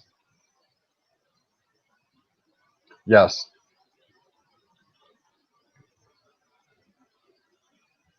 And if you go to, I can't think of it. It's been so long since I watched it. There is actually a YouTube channel that goes into the actual training of Bushido. Mm. And they actually explain, most people, they think they carry their katanas this way. So, or I should say this way. I'm sorry. They think they carry them this way, the edge down. They're actually not. They're actually carried properly with the edge up. Most people don't know that. And I can't think of the name of the YouTube channel now, but they actually go through as to why it's carried that way, and they go through quite a few exercises teaching people on how to at least start using it properly. The proper draw techniques, how you position your body when you draw it. And, when you have one of these, you also have the short one that's partner to go with it. You don't just carry this. And in all honesty, most of the ninjas that you carried katanas actually had three, all three shaped and similar, just each one shorter than the other. I won't even bother typing there. Yeah, Uncle Al, Stick was cool. I like the I Stick. don't remember Al. I like Stick from the comics more than it did from the movie. That's pretty cool, Brass. I would try and find out more about it, because that's the baby brother or little brother to the katana. Was us? I can't even say it now. Yeah, I have a problem saying it too. On your swords, there should be 2 pins in the handle that you can slide out and slide the handle off the tang. And there should be a family history etched in the tang if it's an authentic samurai sword. Now, so during World War II, they produced a lot of knockoff ones for the officers in the army because they had so many officers coming up. But if you pop those 2 pins out, slide the handle off, and it has characters writing on there, you most likely have an authentic samurai sword. Mm-hmm. Wazashi. Yeah, and I honestly I can't remember what the name of it is, because it's actually a Japanese channel, but they speak it. It's sometimes it's subtitled in English, sometimes they speak in English. Depends on if their translations are correct. But they go through the history of it. It's fascinating to watch. I already knew about it because I took ninjutsu training when I was 13, along with 3 other arts, because I wanted to be a badass to protect myself because I got tired of being bullied. Then my senseis taught me different. Every time I thought I had a smart ass comment, I got the back of my head smacked. Oh, I still remember it. Anyway, that's where I first learned about the katana. But I never understood the history behind it until I actually started watching that channel. I haven't watched it in like 3 or 4 years, so I don't even know if it's still up there. But that's what if you want to learn about the katana and its true history, I would find true Japanese channels, not this American crap, not some of these American guys who think they know what they're talking about, because you can watch them and they go watch a true Japanese master teaching it. There's so many different things. Yeah. Yeah, I have one of those saved up here on one of my folders I got across my bar up here with links on it. Yeah, I know if any of you have seen my 3-knife challenge, you'll see that my most unusual one is a katana that my grand uncle brought back from China. He was in a prisoner of war camp in China when the Japanese invaded China, and he was a civilian that was put into the camp. And when the camp was liberated or rebelled enough, or he chased the commandant into the woods and retrieved his sword from him.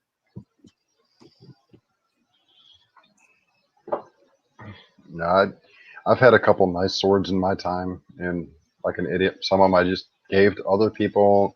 Hey, here, I think you like this. Not for any reason, just give somebody something. And I look back and it's like, I probably should have kept that one because it was actually worth quite a bit of money. And, well, you live and learn.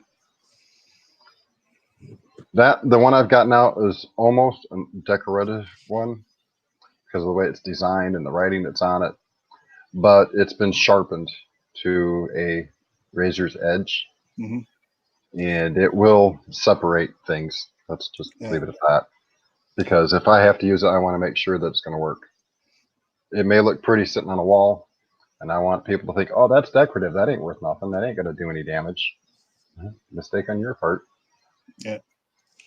Something I did learn from one of these Japanese channels on sharpening a katana. It is not sharpened the way European or American swords are sharpened. Rather, ours are sharpened kind of like this. It is sharpened like that. So there's more strength on the edge, and once it parts, it like a log splitter. It splits what it's going through, rather than trying to dig into it and then split it. At least that's the way they explained it on the one channel. And I thought that was so cool. I would actually look that one up, Ontario. I'm not sure. I do like a kukri. I just want it in more of a machete type, which is the one I've got. It's very thick. It's 4mm thick, very heavy. It was also pretty dull when I bought it. No longer. It's the one. If you look at my videos, old video list of how to start a fire or not. It's the one I used in that, and it's the one I just barely touched my skin and it laid me wide open. I didn't feel it until Charles said something about me bleeding. And it's like, crap. So yeah, I like my stuff super sharp. I don't want to feel it if it cuts me. It'll heal faster. It'll bleed less. Might go deeper, but in the end run, it's a lot safer and better for me to have something super sharp than anything that's even remotely dull, because that's going to rip your skin. It's going to take longer to heal, and you're going to bleed worse. And you're going to scar more. Mm-hmm. Oh, I got a nice little scar from where it cut me, but yeah, it's a lot better. Because if you look at the scar, you can actually see where it looks like it touched it twice. Because there's actually 2 lines there. That would be nice. That would be a collector's item, in my opinion. They're brass.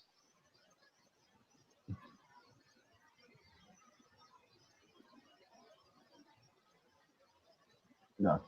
If you go also in my old playlist, there's a knife sharpening system from Wish. It's a very nice system. Once you get used to using it, comes with 4 stones, and it's a pretty nice system. You can get a nice edge and a polished edge with it.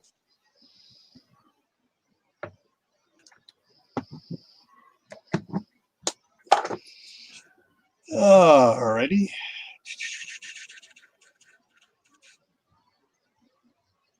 No. Yes, a katana is used in the slicing motion. A lot of people think that it's used like a old gladiator sword, which is used to drive through something. Katanas are used to slice. Yeah. All right, Al. Take it easy. Thanks for stopping in.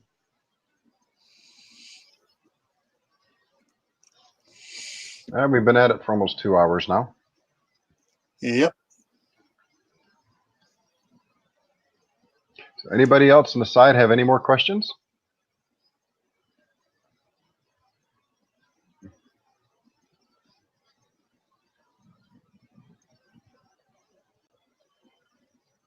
Okay.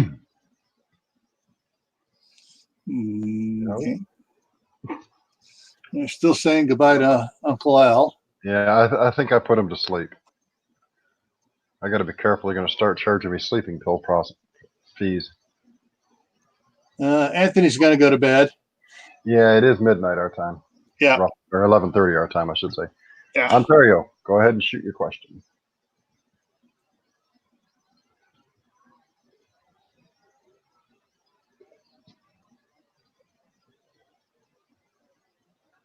Let's talk about prepping. Go watch A Hitchhiker's Guide to the Galaxy. That will answer all your questions. Well, I've tried the toothpick thing. It didn't work for me. Maybe Gil's got an idea. Duct tape. You roll some duct tape up, put it in your eyelid, and push it up, and keep your eyes wide open.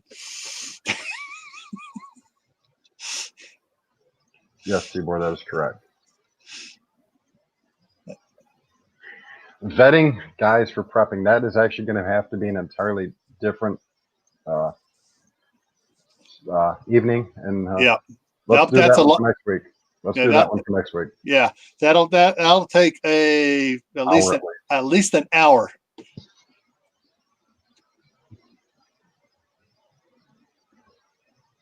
Oh no, 42 is the answer to everything according to the show.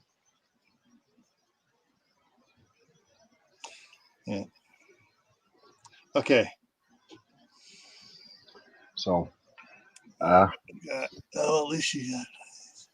still got 9 people in here, so I think I will say thank you for stopping in, everybody. Appreciate it. Thank you for the interactions. Go ahead, Gil. Yep. Guys, it was great. You have brought up some good stuff there in the side chat. And so next week is going to be setting up your group or vetting for your group. And that's a whole ball of wax. Yeah. That can actually turn friends into enemies if not careful. So that we will definitely save that one for another day. Next week, next Wednesday, 9:30 Eastern. 7:30 Mountain. We'll catch y'all then. Thanks, guys, and have a good night.